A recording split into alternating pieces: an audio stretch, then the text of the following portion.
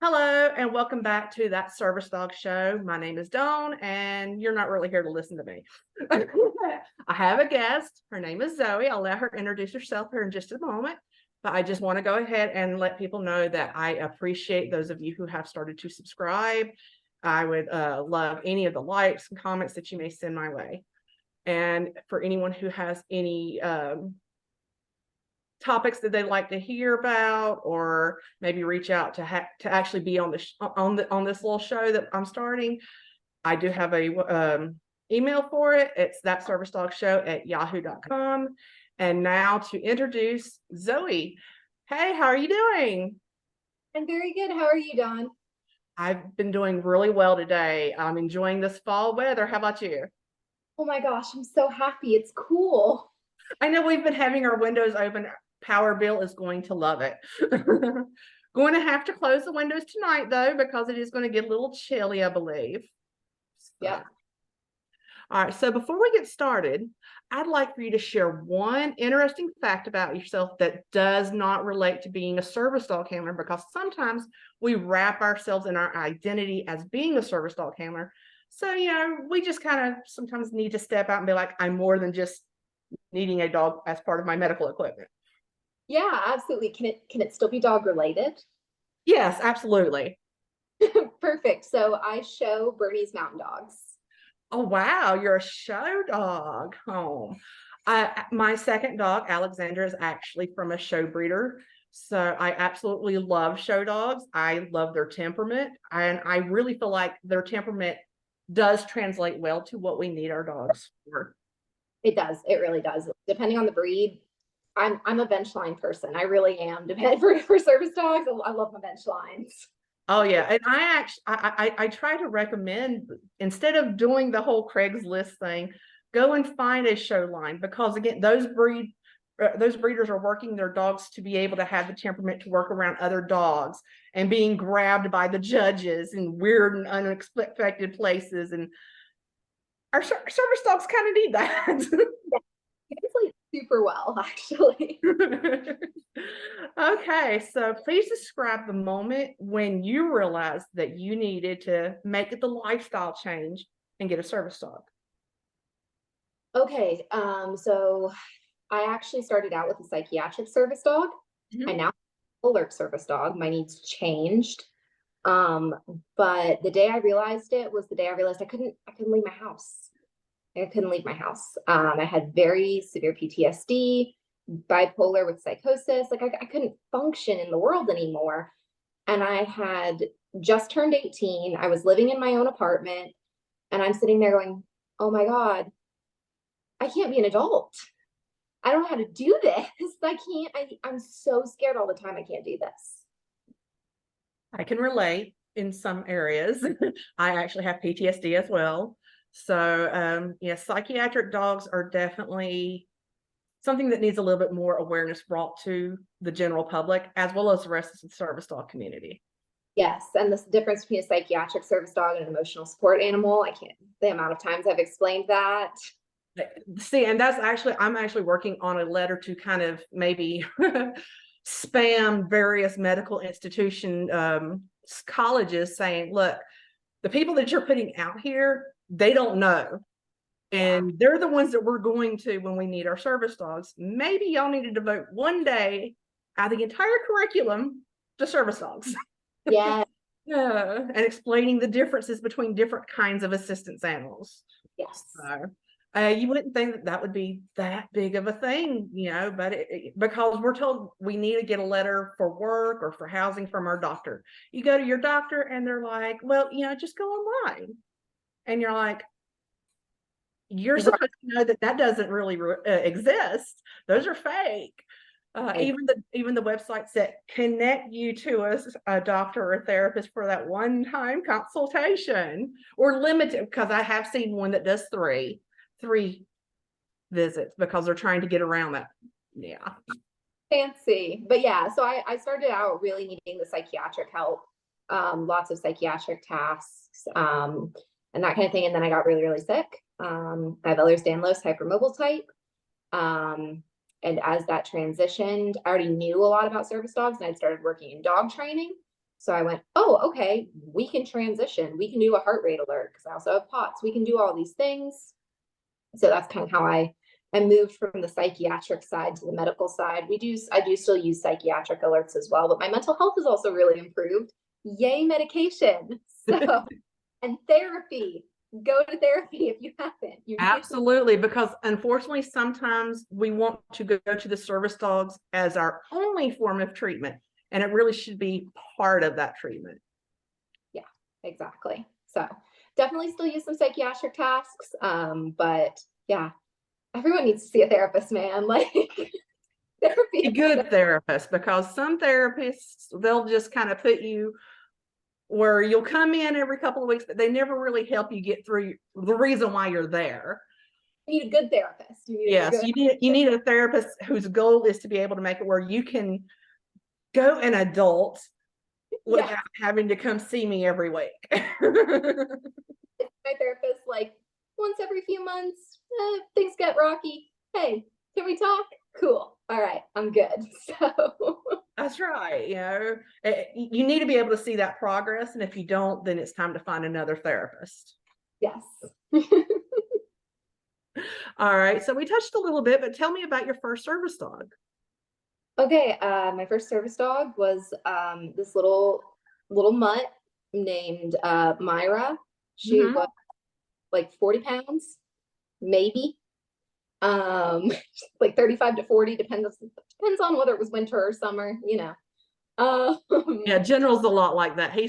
He's usually about 33 pounds, but he's starting to put on the middle age spread.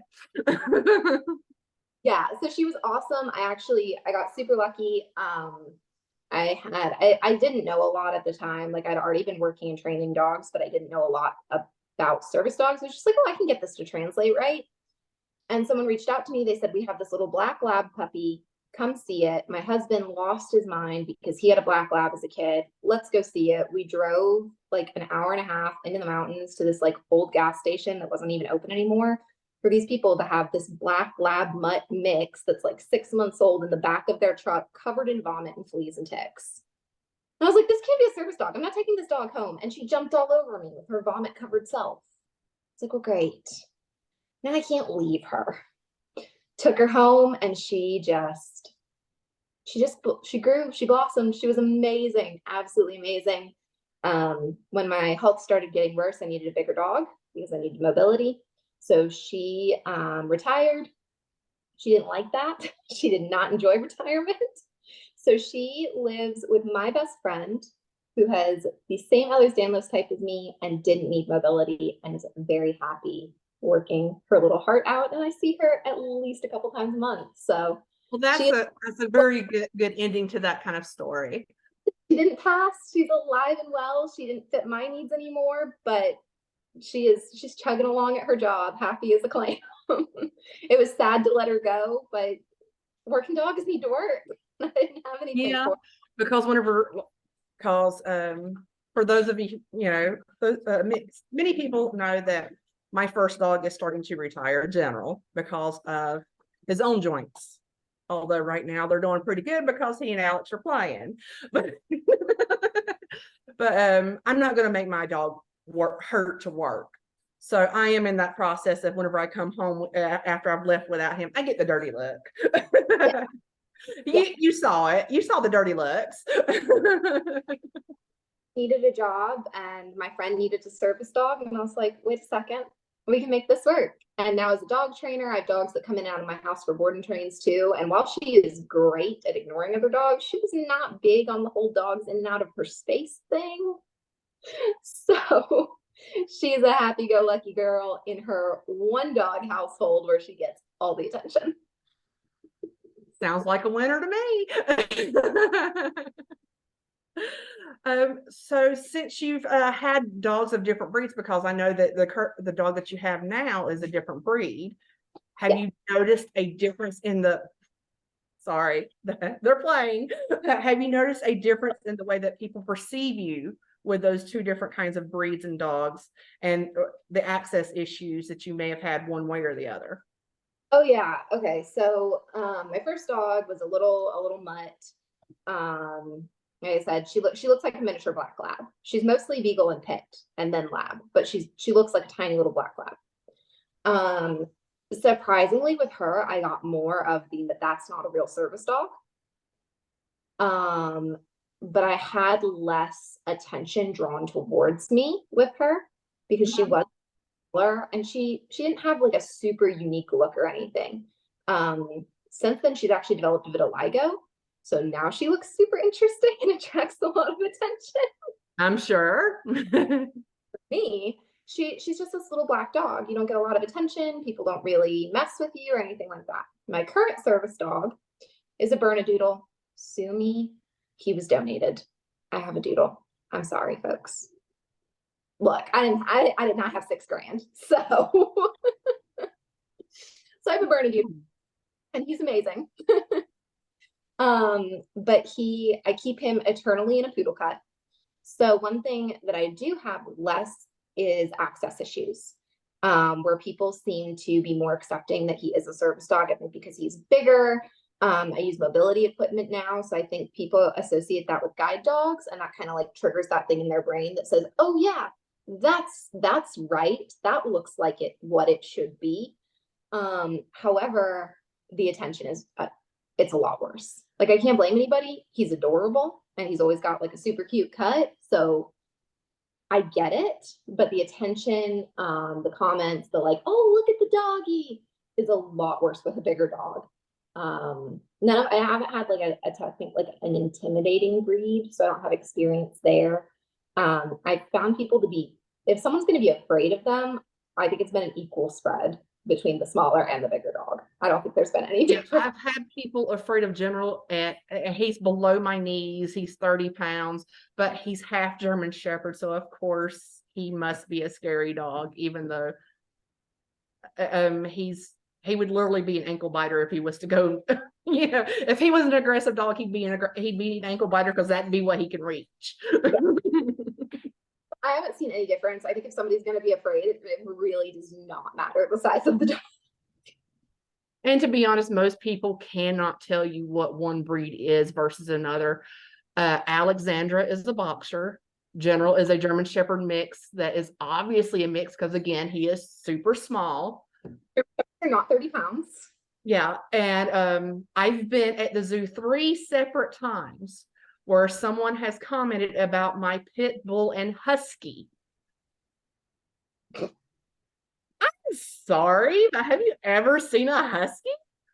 General doesn't look anything like a husky. Now, a lot of people just assume that all bully breeds are pit bulls. So even though, anybody who's ever seen a real pit bull should know, boxers are not a pit bull because pit bulls don't have flat faces. But I kind of give those people a little bit more of a, okay, well, you just don't know what you're talking about. But with the husky comment, and again, it's happened 3 separate times. I'm like, well, I said I show Bernese mountain dogs. People ask about my Bernese. They say, is that the Beethoven dog? I'm sorry. I'm gonna need you to go. If you're not, if this isn't clicking in your brain, I need you to just Google Bernese and Google Beethoven dog. You're gonna just, yeah. Well, we're in a society now where we have more access to information than ever before. So that's actually seemed to have dumbed us down a little bit because people just don't go and look it up. Happens all the time. I have a picture saved in my phone that says Saint Bernard versus Bernese and has a picture of both dogs on each side. So no, people don't know the difference. You almost need a cape that says, no, I'm not a Saint Bernard for the dog. Seriously. But no, I mean, for me, I don't think there's been a ton of difference. I think it's just because I think I haven't made a huge leap in like going from owning like a toy breed to a large breed, or, a friendly looking breed, quote unquote, to an quote unquote aggressive looking breed. So I haven't seen a huge difference except for just like who attracts a little bit more attention. Interesting. And, and that's one reason why I'm wanting to bring different handlers on, because all of us are going to bring a different experience because we're all having different kinds of dogs, different kind of access issues, different kinds of experiences all the way around. Yeah. And I know people who they just changed from a lab to a golden and their experiences were totally different versus that's not mine. So Yeah. where you live and where you go regularly and your particular, it's so vast and varied, our experiences. Oh yeah. So were your friends and family supportive of you whenever you first got your service dog, or were they not really on board at first? So I would say for the most part, people were supportive. I think in the beginning, my family didn't really get it. Like my parents and my in-laws didn't really get it because I was already married at the time. But everyone just kind of kept their mouths shut if they didn't get it. And since then, they have now seen the benefits since we've been through these two service dogs. So thankfully, I think that they were skeptical. They were like, we don't, they did not get it. They didn't understand, but they just kept their mouths shut. Friends for the most part were pretty open and accepting. I did have a few people who I went through that. I think a lot of us have had the experience of like, do you have to bring the dog? Or you can come, but the dog can't. Mm-hmm. Those friendships did not persist. Today, all my friends love my dogs. You know, they're all about them. Can't wait for the gear to come off. But I would say my experience was that the most people were supporting. The only I got some weird comments from like extended family members. But like Christmas is always at my grandmother's and she loves my dog. So she just was like, well, too bad, the dog's coming. Good on grandma. Oh, grandma. So I actually went and visited my grandmother who lives in Florida, who is in her 90s, a couple months ago, and brought my service my grandmother who hates dogs because she'd heard so much about this dog, she wanted to meet him. And he was her best friend the whole trip. So I'm like, yes, yes, even at 90 years old. Never too old to learn a new little bit about life. Old dogs can learn some new tricks.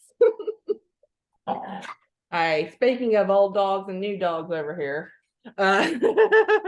stop. Go lay down. Down. She's like, but I'm having fun. Meanwhile, General's calmed under my chair, like, okay, mom. You know, Alexander's 17 months old and she's a boxer, so she's got tons of energy. Yeah. I'm at 18 months with my Berner, and that's a whole lot of bounce in an 80-pound dog.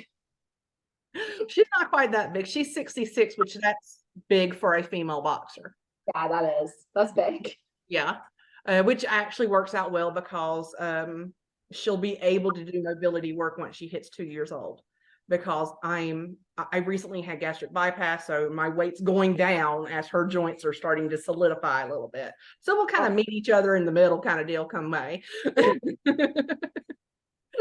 Which was one of the factors that went into me having surgery, you know, kind of deal. But all right, what has been the biggest challenge that you faced as a handler that you don't feel that you were prepared for? Oh God. One? You want me to pick one? Oh, nothing. Like, yeah, tell me more than one if you want. Read the laws. It's like, cool, I can train dogs. I can do that. So honestly, I think that really the biggest one was just how much people talk to me in public. And like today, I am the master of the I didn't hear you. I just walk. You know what? Like half the time people see the mobility gear on my dog and they think I'm blind. They might as well think I'm deaf too. I just keep walking. But I just wasn't prepared for like how many people were going to say things to me, say things about me, point me out to their kids, point me out to their friends. Grown, can I swear?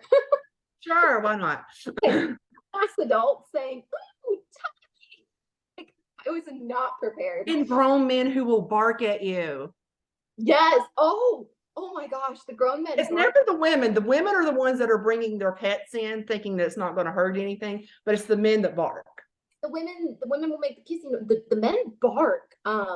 Actually, when I was really fairly into being a handler, when I was fairly new and working with my dog, I was walking through the mall, and if you're in North Carolina, you know you probably know where Haynes Mall is. It's big. Oh, yeah. Yeah, it's anyone listening in North Carolina probably knows Haynes Mall. And this man started barking, and I swear to God, like points to him because his bark was so good. I thought it was a Chihuahua. Like I really did. So he gets points in that area at least. At least it was a good bark. And my husband rounded on this guy and said, "That's a crime," and walked away.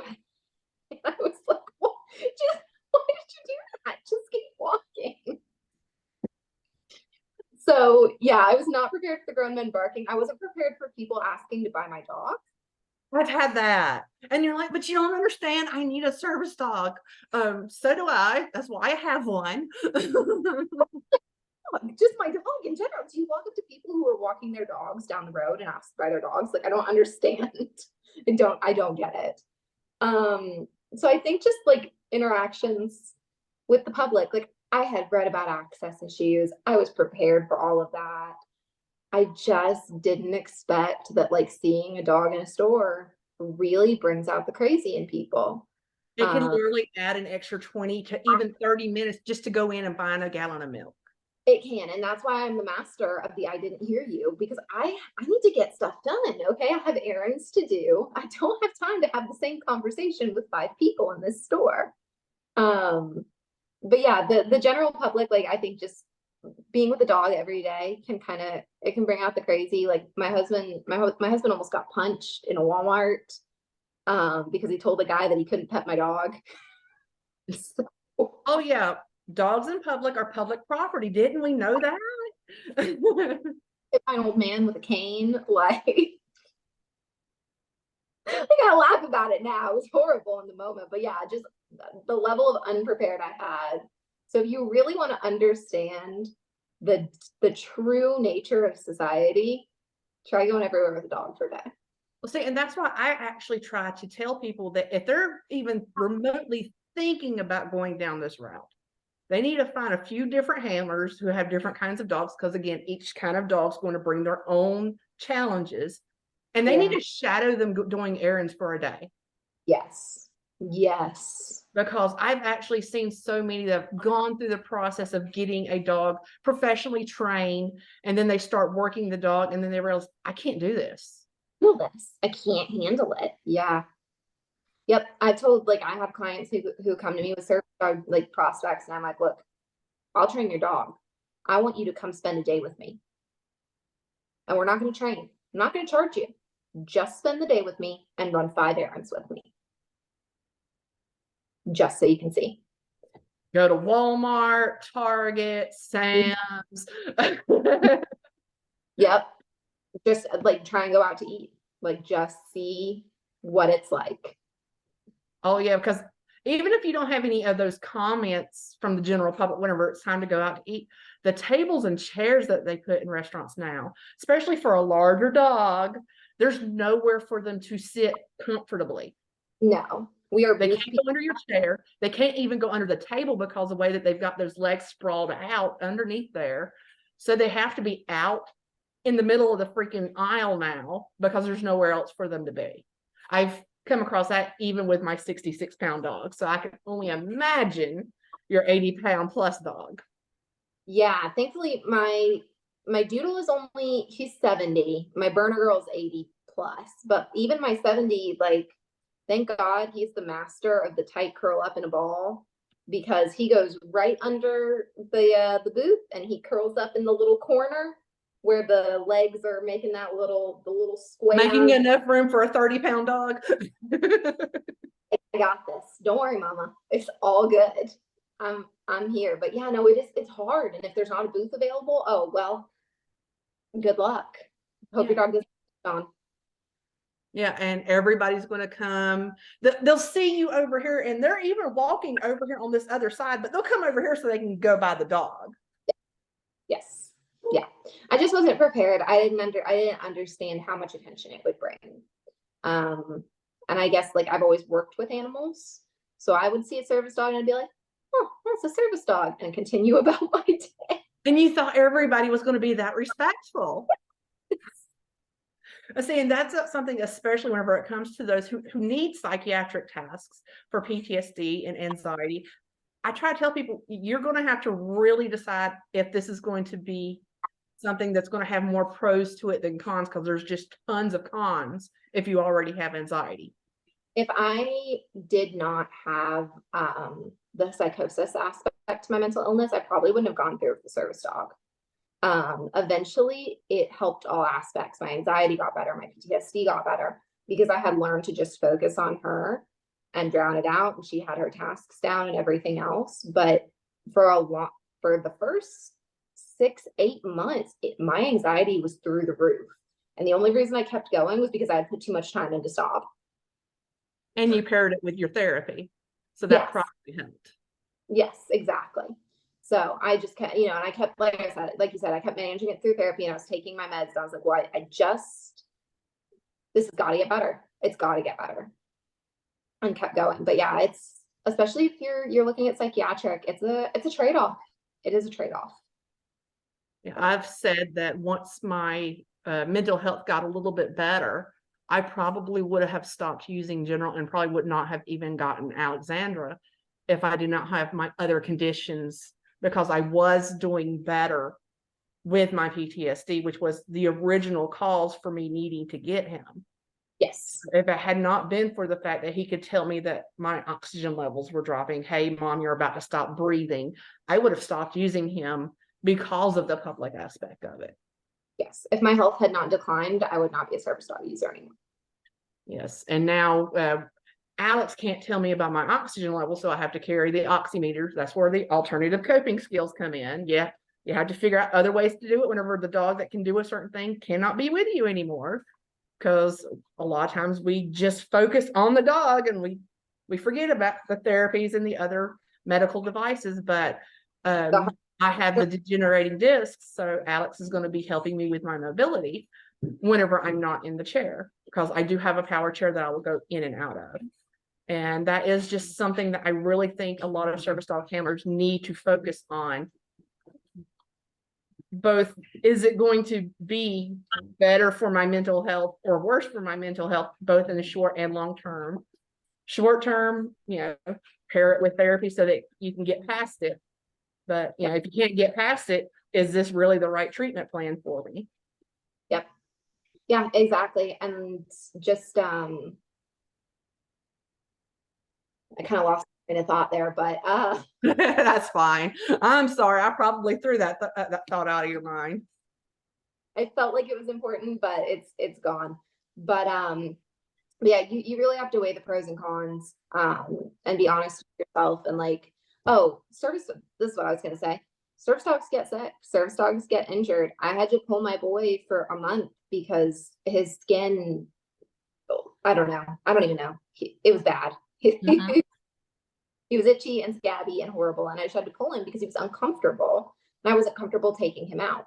Thankfully, I have smart crutches and a heart rate monitor and a wheelchair and my liquid IV and all of these things that I already help to manage my symptoms so that I can get through a day without him, or a month in this case. It's not as easy. He makes it a lot better, but I can do it. They can't be your only lifeline. Right, because unfortunately for handlers that don't really grasp that concept, I've actually seen it in some of the posts in some of the different pages, fortunately not on ours yet, where someone will be like, my dog is getting spayed on Thursday. I'm going to the doctor on Friday. How can I make her feel more comfortable? Leave her at home. Oh my gosh, yeah, no. Yeah, and they're like, well, you don't understand. I need my dog. No. And I discussed this with Ashton that, we really are supposed to be a team with our dogs. We're supposed to put our dogs first, but you don't see that all the time with handlers. And you're like, oh, I want to say something so badly. But they're living, breathing animals with thoughts and feelings, and we have to take those into account. And like, sometimes my dog just needs a break. Sometimes I pull exactly, out. But we like to go on vacation as humans. I pull out the harness and he's not excited, and I'm like, okay, you can stay home. I'll be all right, because he deserves some time off. If he doesn't want to work, I'm not going to make him work. When he got neutered, They said pull in for 2 weeks. I pulled him for 3.5 because He just wasn't feeling it. he wasn't feeling it. He was feeling funky. He was already 2. He was nervous. He just was still like, I was like, all right, I'm not gonna pull you. I'm not gonna work you. So yeah, you really have to be, you have to have backups. You just do. Yeah. So, and that was one thing that last winter I had that first time where, I was like, all right, General, let's get in the car. And he was I have a single bed in my living room on the floor as the dog bed. I mean, it's cheaper sometimes than getting a couple of different dog beds. It So he is. was just on the bed. He's like, no, I'm good. You can go on without me. And at that point, I realized, yes, it's time to start gearing towards retirement. So yeah, and that's something else that many times handlers don't prepare for, and then they end up working their dogs way too long. Yes. Yeah. You really have to be looking for the first inkling that dog is not going to continue to want to work or be able to work. And as soon as you start, mainly he only goes out with me for my bariatric doctor's appointment simply because that doctor just loves the dogs to death. He was the one that said, bring the dogs to the hospital. It'll make you get up and walk faster after surgery. So I brought General because I did not think Alex was ready for that. Andy, could you let her out? She's rung the bell twice. Sorry. And I will take him to the zoo, and that's because he can he has a stroller that I will push him in, but usually he will walk until his joints start hurting, and then he will hop in, and I use it as my relator. Or if I'm using the scooter, then he's getting to ride with me, and he can walk and ride as much as he wants, simply because that's his favorite place to go. Just like our children, they have their favorite places. So I know which zoo, because someday we'll actually do a meetup there. I swear. I'm always like, yeah, let's do it. I can't come. Well, you know what? Anytime you're available, reach out to me because I have a pass, so I can. Awesome. But yeah, it's my boy's favorite place too. He loves that zoo. And have you been there since the baboons have come back? Yes, they're so great. I'm hoping for a couple weeks and see the giraffe baby. So yeah, he's already over 8 feet tall. Oh my gosh, it's a big baby. Yes, the zoo is always the North Carolina Zoo. For those of you who have not been, is considered the best and largest natural conservation zoo in North America. So that includes Canada, the United States, and Mexico. That's a lot of territory. And they ask the 2 service dog questions. Yes, they do. They actually ask, and they give people the emergency numbers. Several times I've been given it, and I actually keep it in my phone so that if you see a service dog that's not behaving correctly, you call that emergency line, you tell them what's going on, and they're going to come and they are actually going to investigate what's going on. And if that dog is not actually behaving properly, out it goes. Yeah, they're the bomb. I love them. Yeah. Oh, I've loved getting to know Robert. He is one of the workers there that kind of helps teach the ADA to the employees, and it's been fun listening to some of his stories. That's awesome. Always get to know the employees because you will get the best behind the scenes info. Absolutely. So I know you go to the zoo with your boy. Have you ever traveled? And what's been the most difficult or interesting challenges that you face while traveling that other handlers may need to be warned about, or you may just feel like it's a cute little anecdote? Yeah. Okay. So we travel a lot by car. I make a 4-hour drive at least twice a month. So not huge, but we go and stay with friends and that kind of stuff. So we're pretty used to that. I have flown with both my current service dog and my past service dog. Like I said, I went down to Florida actually just a couple of months ago. So I have some really fresh info, because it's been a while since I've flown, and the most recent travel I've done is Amtrak. But I did just fly. So that was it was an interesting experience. The last time that I had flown with my previous service dog, they had allowed her to walk through security with her gear on, and then they just gave her a little pat down. I don't know if policies have changed or what, but dogs now have to go through completely naked. That's So, how General had to do at Charlotte. And I've been told they're not supposed to make them do that, but it's like one of those things where, okay, you either just go ahead and do it and pray that your dog does okay, or you wait for the complaint officer that may or may not show up by the time your flight leaves. exactly. Yeah. So that was a new experience. Thankfully, I have a off-leash trained dog. He sat, he laid down, he healed, we were good. But I was not expecting that because that was not my previous experience. I did not expect to have to pull every piece of gear off of my dog. Mm-hmm. I was traveling with my mom, and my poor mom is like, "This is what it's like every time you travel." And I'm like, "No, this is worse." Was this at Charlotte? No, we flew out of Greensboro. Oh, okay. Because I know that I've heard a lot of negative stories from handlers from Charlotte. No, we flew out of Greensboro, and I've always flown out of Greensboro. My past experiences have been great, but this was a little more chaotic, and it was actually, I mean, we flew back and forth and had a layover, so 4 different planes, 2 times through security, and the process was exactly the same both times. So from Florida to North Carolina, no idea. So it might behoove people to get the TSA approved collars and leashes. Yes, yes.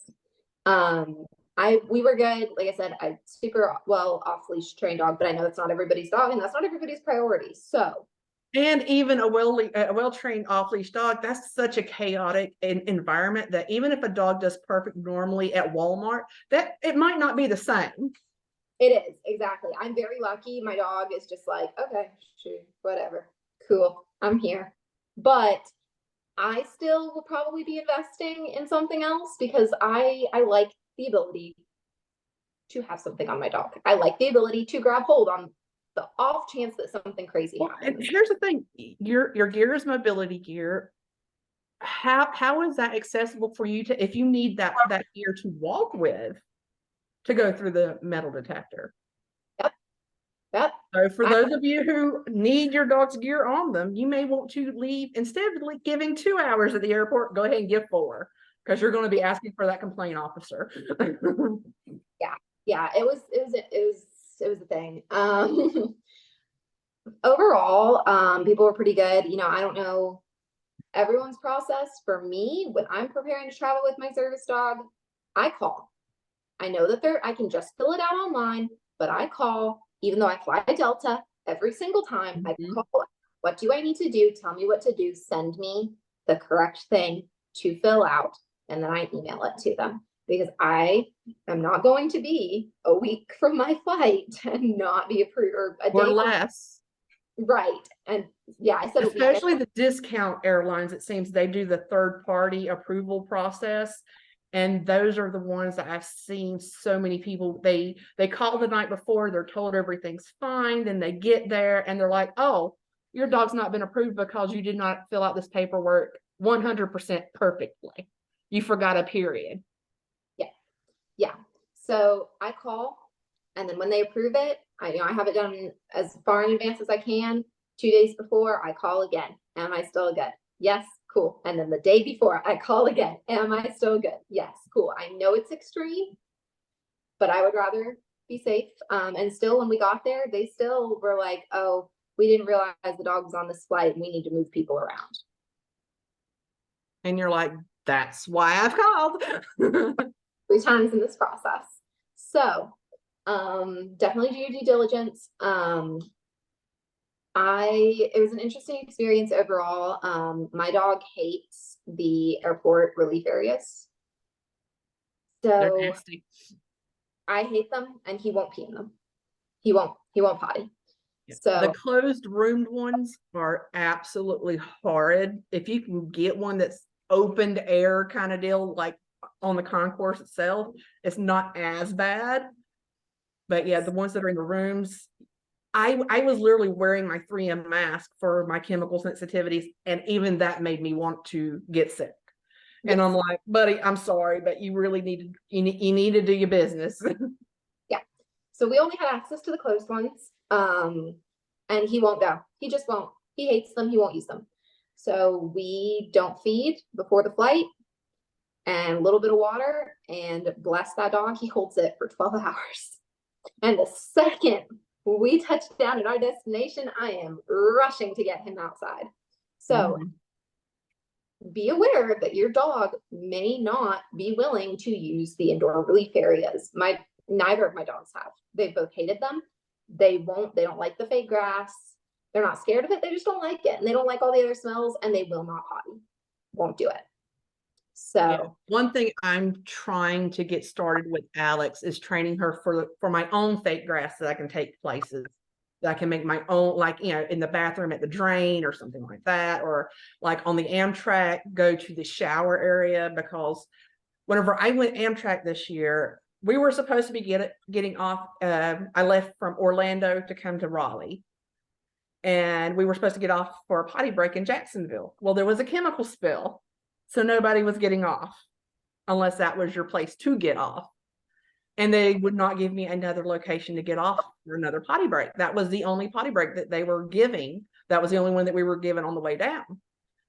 So I kept on trying to take General to go to the bathroom or go to the shower, like, buddy, please, I know. That dog held it for 17 and a half hours. He's like, nope, I'm inside. I ain't getting in trouble. Yep, that's how my boy is. He's like, nope. You're cute. So I am trying to train her for the worst case scenario, or for like going on a cruise, because sometimes if you're on a cruise, that one potty box may be on the other side of the freaking ship from your room. I've strongly considered teaching my dog to use the human toilet. I really have, because I feel like sometimes I'm like, this would just be so. Males, that actually does work, because my first boxer was trained to pee in the toilet. And it worked. It worked. You train the dog to pop because my dad actually did it. My dad was a drunk, but sometimes he would come up with some pretty good ideas. He lived next door to me, and he would let my boxer come in. And we had, how North Carolina gets like one really good snow every decade. Yes. Yes, we get ice otherwise, but we get one really good snow like once a decade. Well, it was that once in a decade snow. And he was like, I'm not making you outside. So he encouraged my dog to put his paws up on the back of the toilet. And I don't know how he got him to pee that first time, but from then on, he was able to teach him to just, if you're inside and you need to go pee, go to the bathroom kind of deal. And then he only had to go outside to do number 2, which I'm sure you could then train that for the shower, because it's easy to clean up and stuff like that. So you could fully potty train your dog inside if you had the wherewithal to do it. I'm gonna be honest. I don't know if I have that level of commitment though. Like love training dogs. That is my job. But do I have the level of commitment it takes to teach my dog to use the toilet? Probably not. Not unless you have like a cruise coming up. Then you would be like, okay, by July 15th, I am not walking from aft to forward, all the way, just so that you can pee right before I go to bed, then have to come back and get changed so I can get. I've said that if we decide to go on a cruise, then I will do it. But other than that, nope. I don't have that level of commitment. I just don't. Females, though, would be a lot different. So I had actually joked saying that if my next service dog was going to be a male, that's what I plan to do. And then I end up with a female. The girls and the boys are different too as service dogs. My girls think, and my boys do. Yeah, boys typically are they want to please you more. And I've always also been told that boys work better usually with women, and female dogs usually work better with men. Yep. Yeah. I think that can be really true. And for me, like my boys, like they want to please, and they'll throw out 15 different behaviors if they're not sure exactly what you want, to see if maybe they'll get the right one. And my girl, let me think about it. Oh, that's what you want. Okay, here. I like to say that having Alexandra has kind of told me what I missed out on having a daughter. She has that teenage diva attitude every once in a while. So, yeah. So, what's the most fun thing that you've ever done with your service dog? that you don't feel like you would have been able to have done without a service dog? Oh, we've done so many fun things. So okay. I am in recovery, so drug addict. So I've been in recovery for years. One of the big things that my recovery group does is that we have this camp out in Cherokee, North Carolina. It's put on by the Eastern Band of Cherokees. I'm Cherokee, yay. More than not, I'm not the 10%. I swear, my grandpa like raised on the res Cherokee. I promise. I just look white. You can't. I feel you because my father's mother was Cherokee, so but I am white as a ghost, so I did not get that gene. Brazilian, and I look like a girl from Brazil who doesn't tan because I don't go in the sun. But I got the Irish genes, so this camp out, it's really, really cool. It's very special. It's very important. It's put on by the Eastern Band of Cherokee. So for me, it's very close to my heart and my culture. But it's 4 days outside, doing a lot of activities. And there is just no, like, I can't use a wheelchair. It's a campground in the mountains. I can't, like, I'm not going to be able to consistently charge a heart rate monitor. I'm not going to be able to do a lot of the things that would make it, possible for me to do things like that. There are more exertion in other environments. But my dog goes with me to those campouts every year. And every year it is just an amazing experience. And I really wouldn't be able to do it if it wasn't for him, because none of my other aides work in that area. So that's been a really big thing. And I mean, really just like life, I get to live my life. I don't know how else to say that. And that's the whole purpose of having a service dog, is so we can do those things. Yeah. So that we don't end up just becoming hermits in our houses saying, I can't do anything because XYZ. Yeah, exactly. I'm just going to have to stay here. Exactly. My world is my television or my computer now. Yeah, and there's a lot of areas where he makes my life easier, but like to go to the zoo or go to the aquarium, like realistically, I can get through that in my wheelchair. He's way more helpful than just being in a wheelchair, but I can get through it. But to go up to this camp out, I can't do that without him. Mm-hmm. And it's something that's very important to me. I make it a point to go every year. It's a big, wonderful experience with my whole extended family, quote unquote. So that's a really awesome, special thing that I get to do because of him. So the last time we went, we got hit by a tornado and tossed in a tent. So cross your fingers for us in May that we will be fine. Oh, well, at least you've had an interesting time. Yes. And I cried. I was terrified. My dog was like, oh, fun. Let's go again.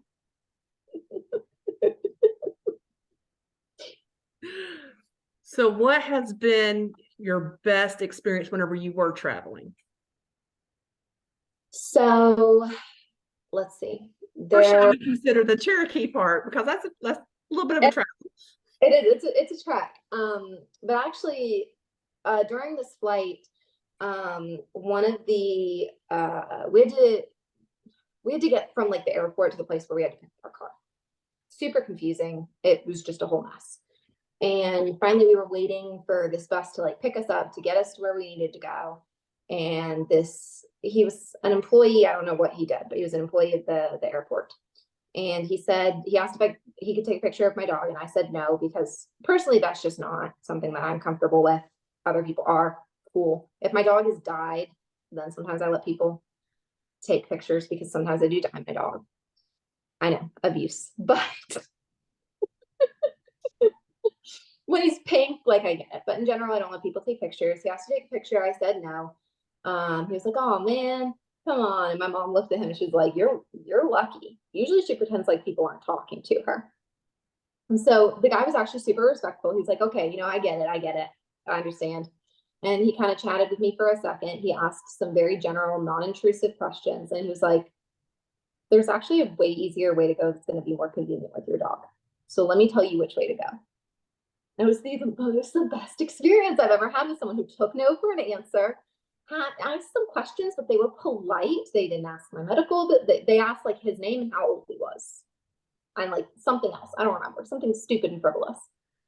And then helped me get where I needed to go in a more convenient way. I was just, oh, humanity came through. I was so happy. And unfortunately, that's a very rare kind of a story. It is super rare. So, like I told my mom, I was like, this won't happen again this entire trip or for the next year. Like I promise, this is going to be the best it's going to get.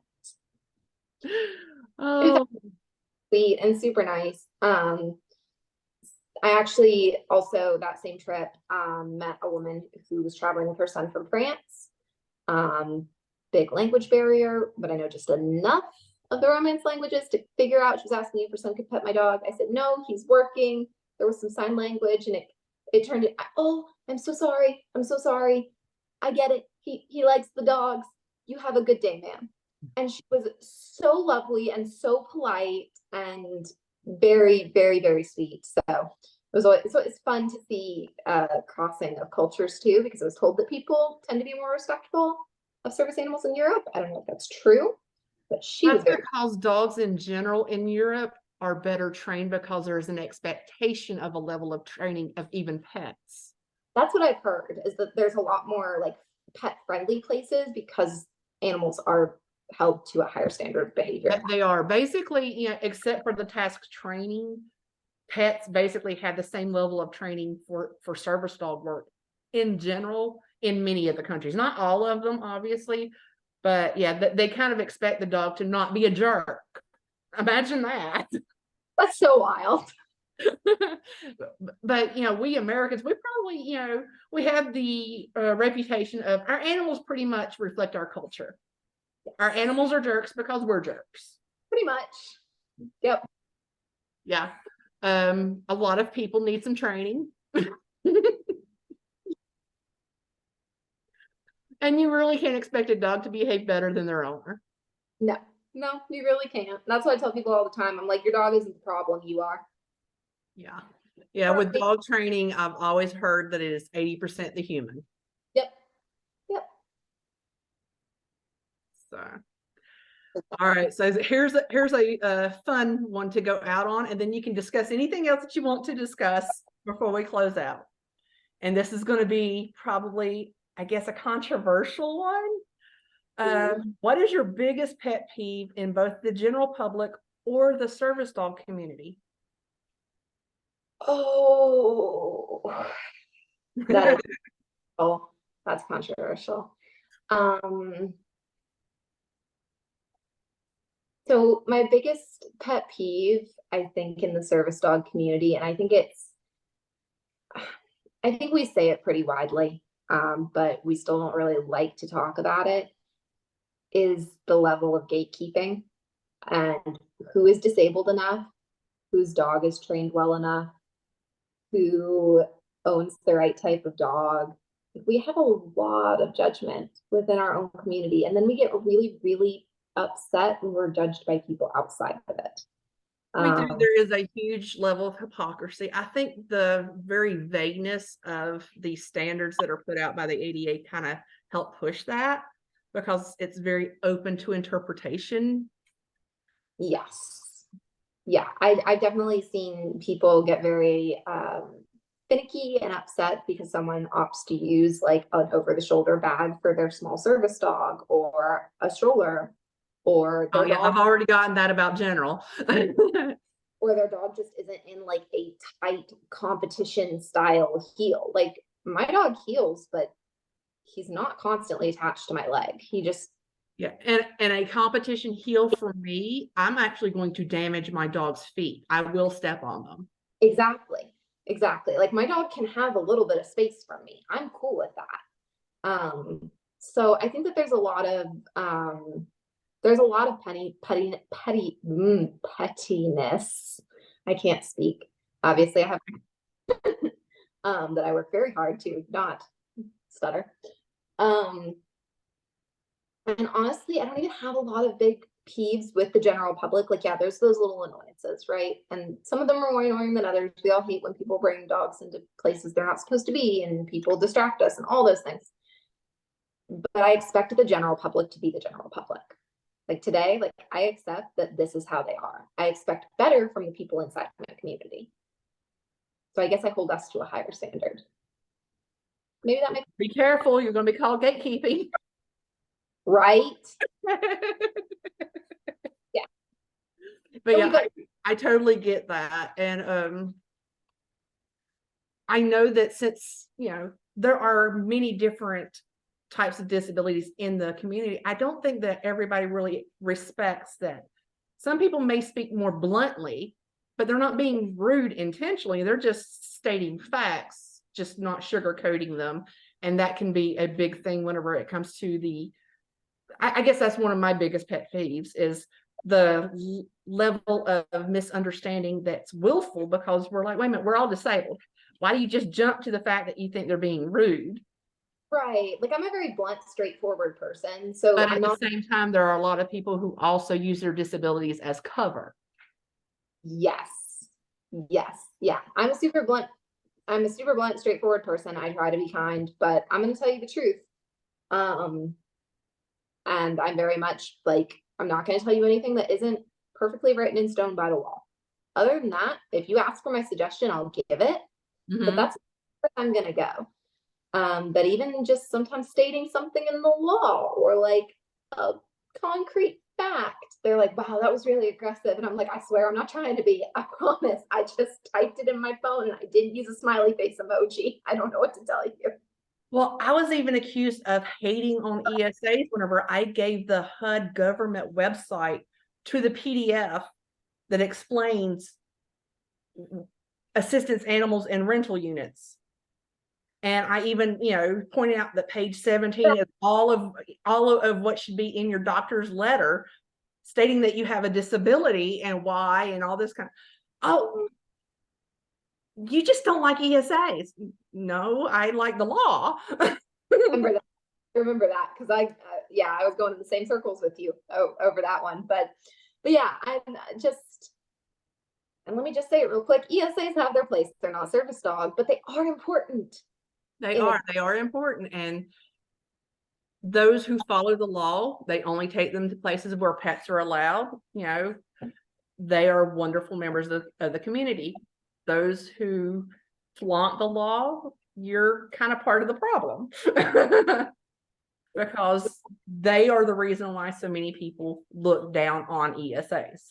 Yes. If you want your segment of the assistance animal community to get more respect, you kind of have to put your best foot forward. But in summary, I guess I think we would all benefit a lot from assuming best intent with each other. Yeah. So it's always interesting every time whenever there's a mod alert that comes up and you're like, why was that triggered for a mod alert? Yep. Yep. Yeah. So you're like, ignore, because I don't see anything wrong with it. You want your business. Because I actually run 4 different pages, so I get I can really, go to town, but I won't, obviously. But yeah, it's it's very fun at times. And there are other times I'm like, I'm gonna leave that question for someone else in the group, because I probably am not the best person to answer this question. Yes. Not in this moment. No. And that is something I've learned to do about myself, is learning, hey, I better not go into this situation, because right now I'm probably going to be a little sarcastic simply because I'm upset with this person. So I'm not going to show up. I'm just going to go ahead and leave, but unfortunately, a lot of people have yet to learn that aspect about themselves. Yep. There's beauty to just responding. Yeah. So yeah, that is something that we all need to remember when we're in the community, is we're all disabled. Some of us are with mental, some of us are with physical disabilities. And we're all trying to do the same thing. We're trying to live our best life more abundantly, I guess you could say, with our dogs. Yep. This exactly. has been a wonderful chat with you. Thank And, you so I really appreciate it. and this was the first time on the Zoom, and I'm kind of learning as I go. So my apologies if this does not post perfectly well, but you did an absolutely wonderful interview. Thank you. And I thank everybody who sat and watched us throughout this last hour. Again, like, subscribe, comment. I have That Service Dog Show at yahoo.com if anybody wants to reach out for possibly being on the show or asking for topics of discussion for future shows. And that will be it for this time. Thank you very much. Bye.